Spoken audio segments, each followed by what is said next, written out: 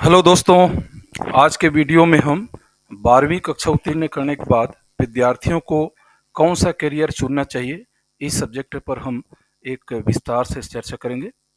12वीं कक्षा उत्तीर्ण करने के बाद विद्यार्थियों के मन में एक बड़ी दुविधा उत्पन्न हो जाती है कि आगे किस फील्ड का चयन करूं जिससे उन्हें अच्छी जॉब या रोजगार कह सकते हैं ये मिले, क्योंकि उन्हें अपनी आर्थिक स्थिति भी देखनी पड़ती है। इस बात को ध्यान में रखते हुए आज के इस वीडियो में हम इसी बात पर विस्तार से चर्चा करेंगे। मुझे उम्मीद है आज का ये वीडियो विद्यार्थियों को काफ़ी पसंद आएगा।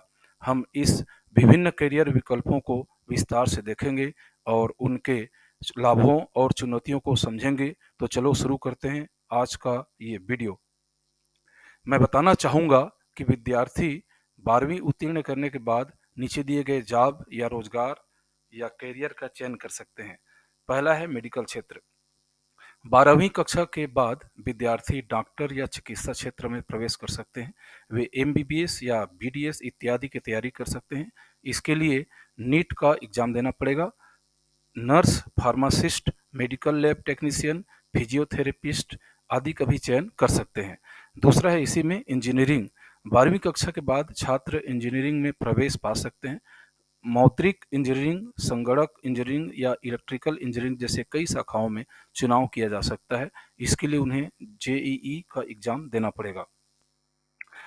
तीसरा है एनडीए का एग्जाम देकर सेना में अधिकारी भी बन सकते हैं। जो बच्चे सेना में पहले से भर्ती हैं वह एसीसी के माध्यम से सैन्य अधिकारी बन सकते हैं। नेक्स्ट इसका पॉइंट है विज्ञान और अनुसंधान। वैज्ञानिक अनुसंधान, वैज्ञानिक, रसायनज्ञ, जीव विज्ञानी आदि। सामाजिक विज्ञान के अंदर इसमें आते हैं। इस क्षेत्र में विद्यार्थी समाजशास्त्र, अर्थशास्त्र, इतिहास, राजनीति विज्ञान आदि में अपना करियर चुन सकते हैं।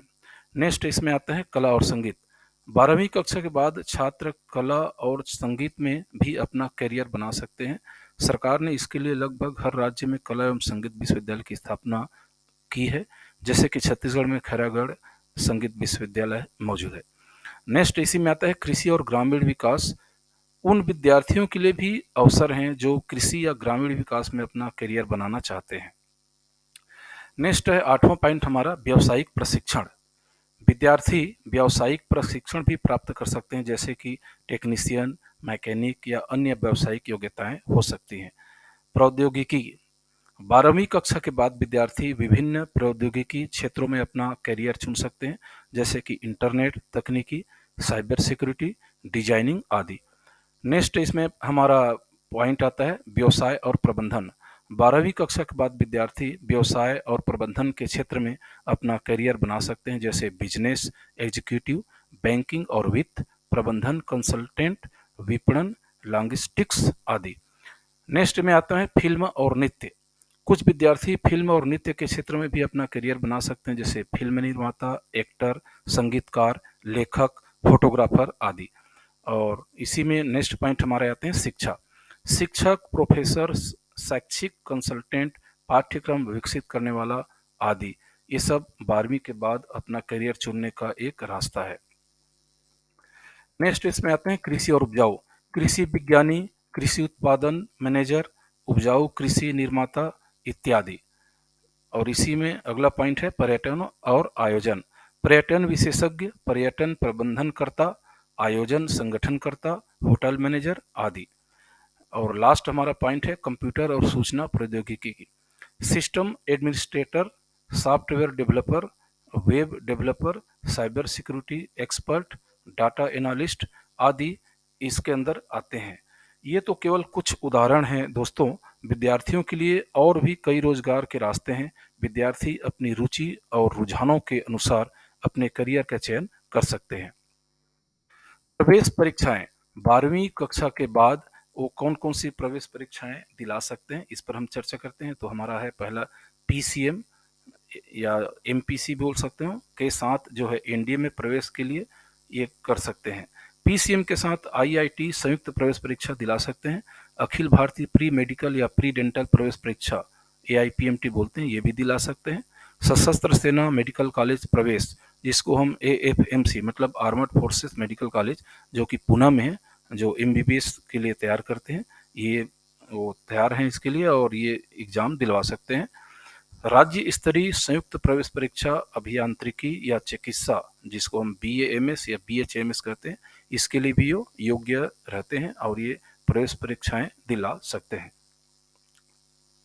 12वीं के बाद मिलने वाली सरकारी नौकरी लगभग कौन-कौन सी है, मैंने 2-4 यहाँ पर बता दिए हैं। जैसे भारतीय सेना है, मतलब इंडियन आर्मी में जा सकते हैं, डाटा एंट्री ऑपरेटर है, भारतीय रेल है, आरआरबी ग्रुप डी है और आरआरबी एनटीपीसी है, आरपीएफ कांस्टेबल है। आरपीएफ मतलब रेलवे प्रोटेक्शन फोर्स, ठीक है ना? इसके कांस्टेबल में भी जा सकते हैं। एसएससी या एमटीएस का एग्ज़ाम है, ये भी दिलवा सकते हैं वो। और एसएससी या सीएचएसएल, इसके लिए भी वो क्या है, पात्र होते हैं। लड़कियों के लिए 12वीं पास के बाद सरकारी नौकरी कौन-कौन सा है ना? वैसे तो बहुत है, बट मैं 2-3 चीज़ बता देता हूँ। यदि आप ग्रेजुएट नहीं हैं, मतलब 12वीं पास हैं, लेकिन सरकारी कर्मचारी बनना चाहती हैं, तो चिंता करने की कोई बात नहीं है, क्योंकि यहाँ लड़कियों के लिए 12वीं पास सरकारी नौकरियों की सूची दी गई है। पहला है इसमें एसएससी या सीएचएसएल भर्ती। कर्मचारी चयन बोर्ड हर साल एसएससी सीएचएसएल परीक्षा आयोजित करता है। इसके अंतर्गत 10+2 की योग्यता के साथ postal assistant, setting assistant, data entry operator, lower division clerk आदि जैसे कई पदों के लिए भर्ती की जाती है। यदि आप 12वीं पास हैं और आयु वर्ग 18 से 27 वर्ष के अंतर्गत आते हैं, तो आप इसके लिए विचार कर सकती हैं। नेक्स्ट है नर्सिंग असिस्टेंट। यदि आपने विज्ञान विषय के साथ अपनी स्कूली शिक्षा पूर्ण की है और आपने 50% अंक या उससे अधिक अंक प्राप्त किए हैं, तो आप नर्सिंग असिस्टेंट का विकल्प चुन सकते हैं। 12वीं पास करने वाली सभी छात्राओं के लिए यह फिर से एक शानदार मौका है। इसके लिए आपको वैकेंसी निकलने पर ट्रेनिंग के लिए आवेदन करना होगा। अपनी 6 महीने की ट्रेनिंग के बाद आपको एक सर्टिफिकेट दिया जाएगा। इसके बाद आप नर्सिंग असिस्टेंट के रूप में सरकारी अस्पतालों में काम कर सकते हैं। नेक्स्ट है आंगनवाड़ी सहायिका। आंगनवाड़ी सहायिका के रूप में काम करना फिर से उन महिलाओं के लिए एक अच्छा अवसर है जो 12वीं के तुरंत बाद काम करना चाहती हैं। इस नौकरी के अंतर्गत आपको पीएससी मतलब प्राथमिक स्वास्थ्य केंद्र के कर्मचारियों की सहायता और प्रमुख रूप से माताओं को स्वास्थ्य और पोषण संबंधी शिक्षा प्रदान करनी होगी। 12वीं के बाद प्राइवेट सेक्टर में नौकरी कौन-कौन सा है? कौन-कौन से प्राइवेट सेक्टर में जा सकते हैं जो बच्चे 12वीं पढ़े हुए हैं और उसके बाद जाना चाहते हैं? तो 12वीं के बाद प्राइवेट सेक्टर में नौकरी पाने के लिए आपके रुचि और कौशल के आधार पर कई विभिन्न क्षेत्रों में अवसर हो सकते हैं। यहाँ कुछ क्षेत्रों की एक सूची दी जा रही है, जैसे वित्तीय सेवाएं हैं, जिसके अंदर बैंक, बीमा कंपनियां, निवेश कंपनियां आदि में नौकरी के अवसर हो सकते हैं। तकनीकी क्षेत्र, आईटी कंपनियां, सॉफ्टवेयर विकास, हार्डवेयर निर्माण, टेलीकॉम आदि में नौकरी के अवसर हो सकते हैं। विपणन और बिक्री, उत्पादों या सेवाओं के विपणन और बिक्री में अवसर मिल सकते हैं।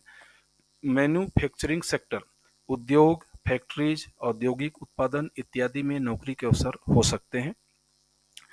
खुदरा सेक्टर है, खुदरा विपणन channels, big bazaars, retail shops इत्यादि में नौकरी के अवसर हो सकते हैं। सेवा क्षेत्र, विभिन्न सेवाओं के क्षेत्र में जैसे कि हॉस्पिटैलिटी, टूरिज्म, अविवाहित सेवाएं आदि। शिक्षा sector, school, college, coaching institute आदि में नौकरी के अवसर हो सकते हैं। इन क्षेत्रों में नौकरी पाने के लिए आपको अपने रुचि, कौशल और शैक्षणिक पृष्ठभूमि के अनुसार अनुकूल कोर्सेस या ट्रेनिंग प्राप्त करनी चाहिए। इसके अलावा नौकरी पाने के लिए सक्रिय रूप से डेली न्यूज़पेपर्स, रोजगार समाचार को ध्यान से अध्ययन करने और उचित तैयारी करने की आवश्यकता होती है। घरेलू उद्योग धंधे भी हैं या घर बैठे ऑनलाइन काम करने के भी बहुत सारे रास्ते हैं। घरेलू उद्योग धंधों में नौकरी या व्यावसायिक अवसर बहुत सारे हो सकते हैं, जिन्हें आप अपने घर से आराम से शुरू कर सकते हैं।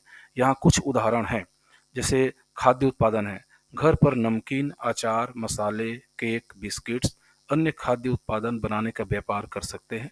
हस्तशिल्प, वस्त्र उद्योग, घर पर कढ़ाई बुनाई, कढ़ाई डिजाइनर, कपड़े, हैंडलूम, वस्त्र आदि बनाने का काम कर सकते हैं। ऑनलाइन बिजनेस, ऑनलाइन बिजनेस जैसे ब्लॉगिंग, फोटोग्राफी, वीडियो बनाना, वेब डिजाइन, डिजिटल मार्केटिंग आदि घर से किया जा सकता है। सोशल मीडिया प्रबंधन, उदाहरण के लिए किसी उद्यमी या कंपनी के लिए सोशल मीडिया प्रबंधन की सेवाएं प्रदान करना। गृह देखभाल और शैक्षिक संगठन, इसके अंदर घरेलू बालिकाओं या वयस्कों की देखभाल और शैक्षिक संगठन जैसे कि ट्यूटरिंग, कोचिंग केंद्र आदि शुरू कर सकते हैं। फ्रीलांसिंग होता है, फ्रीलांस काम जैसे कि लेखन, वेब डेवलपमेंट, डिजाइन, अनुवाद आदि करके घर से आप काम कर सकते हैं। अन्य सेवाएं में आते हैं जैसे घरेलू सौंदर्य सेवाएं, घरेलू सजावट की सेवाएं, घरेलू फिटनेस कोचिंग आदि भी शामिल हो सकती है। ऑनलाइन शिक्षा, आप ऑनलाइन ट्यूटर, कोच या विशेषज्ञ के रूप में अपने विषय में शिक्षा प्रदान कर सकते हैं। नेक्स्ट है, इसी में आता है ब्लॉगिंग और यूट्यूबिंग। एक ब्लॉग या यूट्यूब चैनल शुरू करके विषय जैसे कि खाना, यात्रा, विज्ञान, विचारों आदि पर अपने अनुभव या ज्ञान को साझा कर सकते हैं। नेक्स्ट इसी में आते हैं डिजिटल मार्केटिंग, सोशल मीडिया प्रबंधन, ब्लॉग लेखक, ईमेल मार्केटिंग आदि के लिए क्षमता विकसित करके आप डिजिटल मार्केटिंग कंपनियों या व्यक्तिगत क्लाइंटों के लिए काम कर सकते हैं। नेक्स्ट इसमें आते हैं वित्तीय सेवाएं, बैंकिंग, लेखा, टैक्स की सेवाएं आदि के लिए विशेषज्ञता विकसित करके आप लोगों के वित्तीय योजनाओं में सहायता कर सकते हैं। ऑनलाइन खरीदारी और बिक्री, ऑनलाइन विपणन प्लेटफॉर्म जैसे कि ईबे, अमेजन, फ्लिपकार्ट आदि पर अपने उत्पादों की बिक्री कर सकते हैं। इन विकल्पों में से किसी भी क्षेत्र में काम करने के लिए आपको अपने कौशल और रुचियों के अनुसार चुनाव करना होगा और फिर आपको उसमें विकसित होने के लिए समय और प्रयास निवेश करना होगा। सरकार द्वारा बेरोजगारों के लिए योजनाएं या सुविधाएं क्या क्या हैं, इस पर हम चर्चा करते हैं। पहला तो आता है इसमें बेरोजगारी भत्ता। इसमें बेरोजगारों को नियमित अवधि के दौरान वित्तीय सहायता प्रदान की जाती है। इसमें नेक्स्ट पॉइंट है हमारा स्वास्थ्य और बीमा योजनाएं। बेरोजगारों के लिए स्वास्थ्य सुविधाएं और बीमा योजनाएं भी उपलब्ध हो सकती हैं। और आखिरी में है मुद्रा योजना। इस योजना के तहत छोटे व्यवसायों के लिए बैंक ऋण प्रदान किया जाता है। इससे बेरोजगार युवाओं को स्वरोजगार के लिए वित्तीय सहायता प्राप्त होती है। प्रधानमंत्री कौशल विकास योजना भी लागू किए हैं। इस योजना के अंतर्गत बेरोजगार युवाओं को विभिन्न क्षेत्रों में कौशल प्राप्त करने के लिए प्रशिक्षण प्रदान किया जाता है, जो उन्हें नौकरी प्राप्ति में मदद करता है। और नेक्स्ट है रोजगार योजनाएं। भारत सरकार ने कई रोजगार योजनाओं की शुरुआत की है, जैसे कि प्रधानमंत्री रोजगार योजना, रोजगार गारंटी योजना और अन्य। इन योजनाओं के तहत बेरोजगार युवाओं को रोजगार के लिए विभिन्न क्षेत्रों में अवसर प्रदान किए जाते हैं। मुख्यमंत्री रोजगार सृजन कार्यक्रम, जिसको हम CMRY बोलते हैं, राज्य सरकारों ने अपने क्षेत्र में बेरोजगारों के लिए रोजगार सृजन कार्यक्रम शुरू किए हैं, जो नौकरी प्राप्ति और स्वरोजगार के अवसर प्रदान करते हैं। भारतीय बच्चों के लिए विदेश में रोजगार की सुविधा किस प्रकार है, इस पर हम थोड़ा चर्चा करते हैं।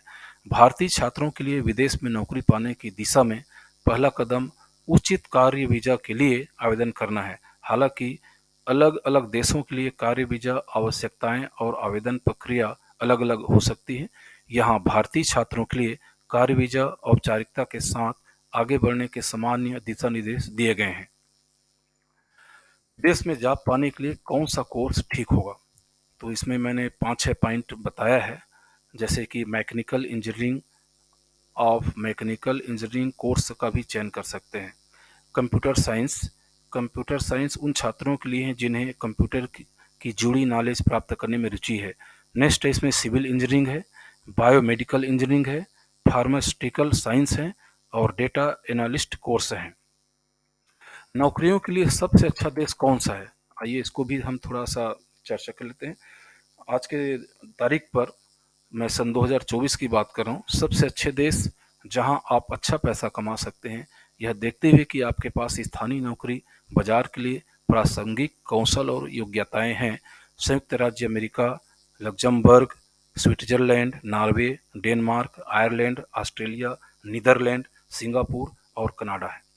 सबसे ज़्यादा सैलरी देने वाला देश कौन सा है? इस लिस्ट में पहले नंबर पर स्विट्जरलैंड है, वहीं दूसरे नंबर पर लग्जमबर्ग, तीसरे स्थान पर सिंगापुर, चौथे स्थान पर अमेरिका और पांचवें नंबर पर कतर है। आपको बता दें कि वर्ल्ड ऑफ स्टैटिस्टिक्स के डेटा में बताया गया है कि सबसे अधिक औसत सैलरी स्विट्जरलैंड में मिलती है। भारत की सबसे पावरफुल सरकारी नौकरी कौन सी है? चूँकि आज की वीडियो में हम नौकरी से संबंधित ही बात कर रहे हैं, इसलिए हम थोड़ा-सा कुछ और एक्स्ट्रा जानकारी हमको मालूम होना चाहिए। तो भारत के कैबिनेट जो सचिव का पद होता है, ये सबसे बड़ा सरकारी पद या नौकरी होता है। दुनिया में अगर सबसे कम स्टेट वाली नौकरी है, स्ट्रेस वाली, वो कौन-सी नौकरी है? दुनिया में अगर सबसे कम स्ट्रेस वाली नौकरी है, तो वह लाइब्रेरियन की है। सबसे आरामदायक जगह में बैठकर लाइब्रेरियन को बस किताबें मैनेज करनी होती है। सबसे कम उम्र की सरकारी नौकरी क्या है? इसमें अगर हम बात करें, तो भारत में सबसे कम उम्र की सरकारी नौकरी की तो निश्चित तौर पर एनडीए टॉप पर आएगा। गौरतलब है कि 16 साल की उम्र में ही छात्र एनडीए परीक्षा देने के लिए योग्य हो जाते हैं। हालांकि इस उम्र में उनकी नौकरी नहीं लगती है, लेकिन परीक्षा क्वालिफाई करने के बाद उनका भारतीय सेना में ऑफिसर रैंक पर चयन पक्का हो जाता है। निष्कर्ष: 12वीं उत्तीर्ण करने के बाद एक उत्तम करियर चुनना आवश्यक होता है। यह निर्णय आपके जीवन का महत्वपूर्ण हिस्सा है, क्योंकि यह आपके भविष्य को निर्धारित करता है। आपको अपनी रुचियों और पेशेवर आकलन के बारे में विचार करना चाहिए। जब आप उस क्षेत्र में काम करेंगे जिसमें आपकी रुचि होगी, तो आपको काम करने में आनंद और संतुष्टि मिलेगी। आपको उचित शिक्षा और प्रशिक्षण प्राप्त करना चाहिए। आज के समय में अधिकांश कैरियर मार्गों में उचित शिक्षा और प्रशिक्षण का महत्वपूर्ण योगदान होता है। आपको प्रत्यक्ष और अप्रत्यक्ष अनुभव हासिल करना चाहिए। इन बातों पर अमल करने से आप अपने उच्चतम संभावित करियर को प्राप्त कर सकते हैं और अपने जीवन को सफल बना सकते हैं। तो दोस्तों, आज का मेरा वीडियो यहाँ पर समाप्त होता है। मुझे उम्मीद है, बल्कि पूर्ण रूप भरोसा है कि आज के वीडियो उन बच्चों के लिए काफ़ी फ़ायदेमंद होंगे जो 12वीं के बाद विभिन्न प्रकार के जॉब ढूंढते रहते हैं। तो अगर मेरा वीडियो अच्छा लगा हो, तो कृपया लाइक, शेयर और सब्सक्राइब ज़रूर कर दीजिए। दोस्तों में भेज दीजिए, ताकि उन लोगों को कुछ फ़ायदा हो जाए। तो आज के लिए बस इतना ही। थैंक यू, धन्यवाद।